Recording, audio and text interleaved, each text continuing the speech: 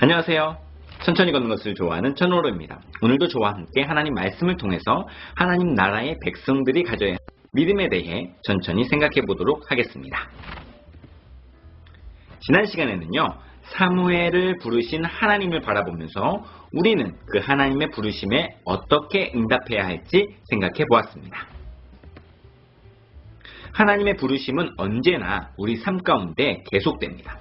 하지만 듣지 못하는 이유는요, 바로 우리 때문입니다. 하나님과의 관계가 끊어져 버렸고 하나님의 뜻대로 살지 못하고 영적으로 점점 희미해졌기 때문에 하나님의 부르심을 듣지 못하는 것입니다. 끊임없이 계속되는 하나님의 부르심이 들리는 신앙이 되려면 어떻게 해야 할까요? 우선 오직 주님만을 섬기려는 애씀이 있어야 합니다. 모두가 주님과 멀어지기를 선택할 때, 많은 사람들이 주님과의 관계를 잊어버리면서 살아갈 때, 그럼에도 불구하고 우리는 주님과 가까이 있기를 선택해야 된다는 것입니다. 사무엘은 엘리 제사장들의 아들들이 나쁜 행실을 하면서 주님과 끊어졌을 때도 온전히 주님만을 섬겼습니다. 엘리 제사장이 자기 처소에서 잠을 청할 때에도 사무엘은 하나님의 전에서 잠을 청했습니다. 이렇게 주님과 멀어지려는 신앙이 아니라 주님과 가까워지려는 신앙이 된다면 우리는 하나님의 부르심을 들을 수 있을 것입니다. 하지만 단순히 들을 수 있는 것만을 목표로 해서는 안 됩니다. 사무엘을 부르신 하나님은 사무엘의 입술에 하나님의 말씀을 넣어주셔서 그 말이 하나도 땅에 떨어지지 않게 하셨습니다. 그리고 모든 사람들이 사무엘이 하나님의 사람임을 알 수 있도록 성장시키셨어요. 우리도 마찬가지로 하나님의 부르심을 듣고 하나님의 뜻에 따라 성장하는 것을 목표로 삼아야 할 것입니다. 성장하는 것은요, 과정이 없다면 이루어질 수가 없습니다. 그렇기 때문에 그 과정을 두려워해서는 안 됩니다. 성장하는 과정 동안에는 실수를 해도 좀 괜찮아요.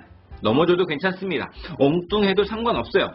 방향만 잃지 않는다면 하나님께서는 반드시 우리의 믿음을 성장시키실 것입니다.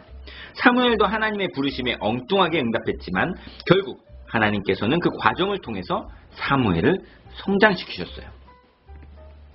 우리도 하나님께 가까이 머물면서 하나님의 부르심에 응답하는 그 모든 과정들을 통해 우리의 입술에서는 세상의 말이 아니라 이제는 하나님의 말씀이 나오고 우리를 만나는 모든 사람들이 하나님의 살아계심을 인정할 수 있게 되는 진정한 크리스천으로 성장할 수 있게 되기를 간절히 소망합니다.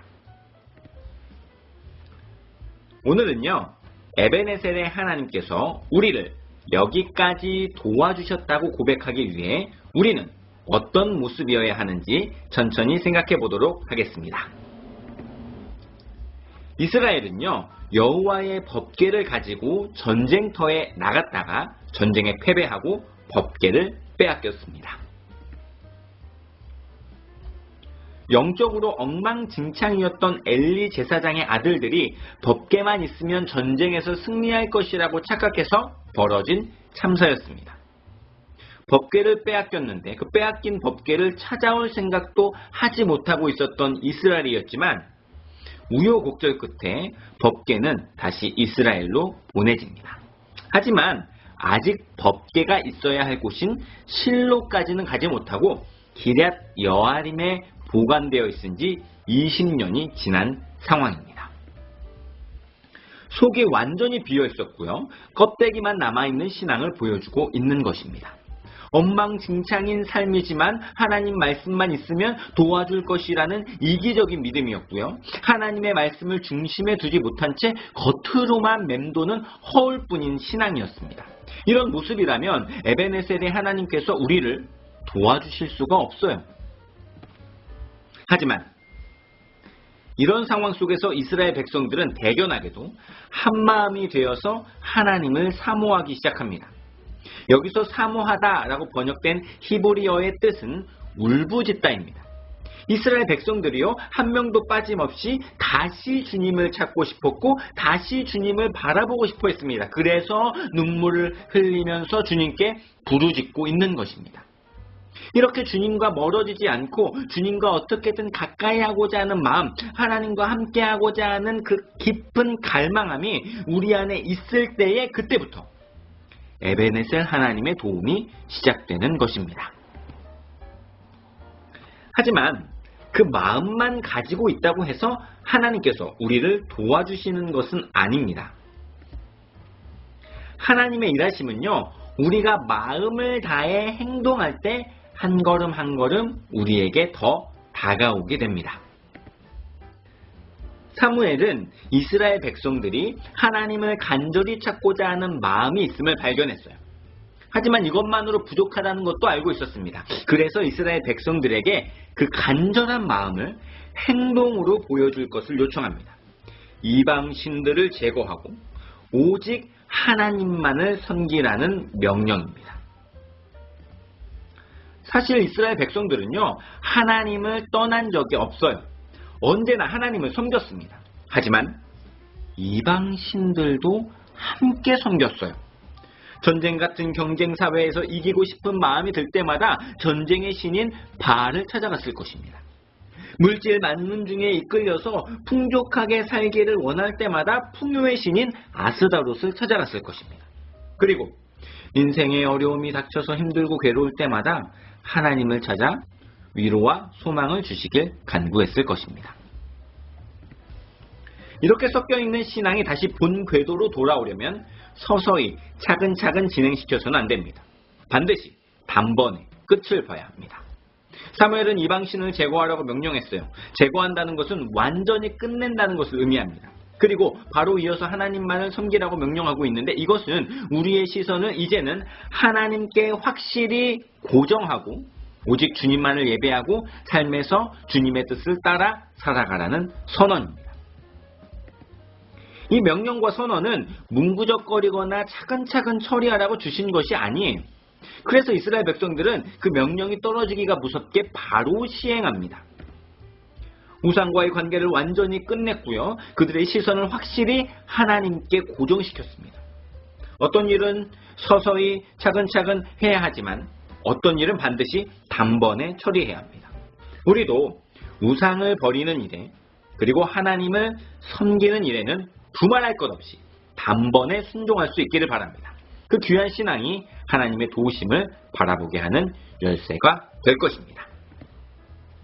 그렇다면 이제 하나님께서 우리를 도우신다는 것은 어떤 의미가 되는지 고민을 해봐야 할 것 같습니다. 하나님의 도우심은 우리가 도움받기를 원하는 그 도움일까요? 아니면 하나님께서 도와주시기를 원하는 것이 따로 있을까요?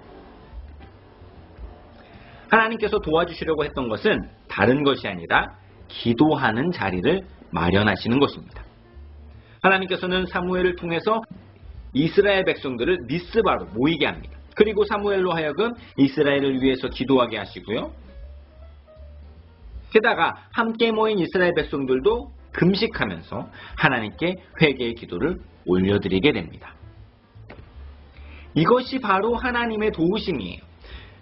그렇기 때문에 하나님께서 우리를 도와주시는지 안 도와주시는지 확인하는 방법은 우리가 기도의 자리에 있는가 없는가를 점검해 보는 것입니다. 그리고 그 기도의 자리를 지키는가 지키지 않는가를 확인해 보면 분명합니다. 절대로 환경과 상황이 변하는 것을 하나님의 도우심이라고 생각해서는 안 됩니다. 왜냐하면요, 지금 기도하러 모여있는 이스라엘 백성들에게 좋은 일이 일어나는 것이 아니라 블레셋 방백들이 공격해오는 전쟁 상황이 다가오고 있기 때문입니다. 한 곳에 모여서 기도하고 있는 이스라엘 백성들을 한꺼번에 소탕하기 위해서 블레셋이 공격해오고 있습니다. 이 문제를 정확하게 해결하는 방법은 흩어지는 것이에요. 하지만 이스라엘 백성들은 도망가지 않았습니다. 그리고 그들의 선택은 두말할 것도 없이 기도였어요. 블레셋이 보기에는 황당했을 것입니다. 도망가지도 않고 그 자리에서 계속 기도만 하고 있는 이스라엘 백성들을 아마 우습게 여겼을 것입니다. 하지만 그렇게 기도를 먼저 선택한 이스라엘 백성들의 부르짖음에 하나님께서는 바로 응답하십니다. 하나님께서 직접 싸우시는 것입니다. 큰 우레를 발하여 블레셋 사람들을 어지럽게 하였고 이스라엘 앞에서 패하게 하십니다. 큰 우레라는 것은 번개가 친 다음에 하늘에 크게 울리는 소리를 말하는데요. 이것을 단순히 자연현상으로 볼 수도 있지만 원어상의 의미로 본다면 목소리예요. 하나님의 목소리가 들린 것입니다. 하나님이 살아계신다는 것을 알게 된, 그래서 그 음성을 듣게 된 블레셋 사람들이 그냥 그 자리에서 얼어붙어 버린 것입니다. 결국 하나님의 도우심은요, 하나님 자신을 증거하시는 일이라고 할 수 있습니다. 우리는 하나님께서 우리를 도와주시기를 간절히 소망하죠. 하지만 하나님께서 도와주시기를 원하시는 것은 상황이나 환경의 변화가 아니에요. 우리를 기도하는 사람으로 세우시고 하나님을 증거하는 도구로 사용하시는 것입니다. 이것을 기억하면서 기도하는 무릎과 복음이 전해지는 삶으로 하나님의 도우심을 경험할 수 있는 우리가 되기를 바랍니다. 오늘은 에베네셀의 하나님께서 우리를 어떻게 도와주시기를 원하시는지 함께 생각해 보았습니다. 하나님의 도우심을 경험하려면요, 우리 안에 있는 우상을 단번에 제거해야 합니다. 그리고 하나님께 확실히 고정되어 있어야 합니다. 그렇게 우리가 준비가 되면 하나님께서 우리를 도와주실 것입니다. 그 도움은 모든 상황과 환경 속에서 우리로 하여금 다른 것을 의지하는 것이 아니라 오직 하나님만을 의지하며 기도하게 하는 것입니다. 그리고 우리의 기도에 응답하셔서 하나님을 증거하시는 일로 우리의 삶을 사용하시는 것입니다. 이렇게 기도의 무릎과 복음이 전해지는 삶으로 에베네셀의 하나님을 고백할 수 있는 저와 여러분들이 될 수 있기를 주님의 이름으로 간절히 소망합니다. 지금까지 천천히 걷는 것을 좋아하는 전로로였습니다.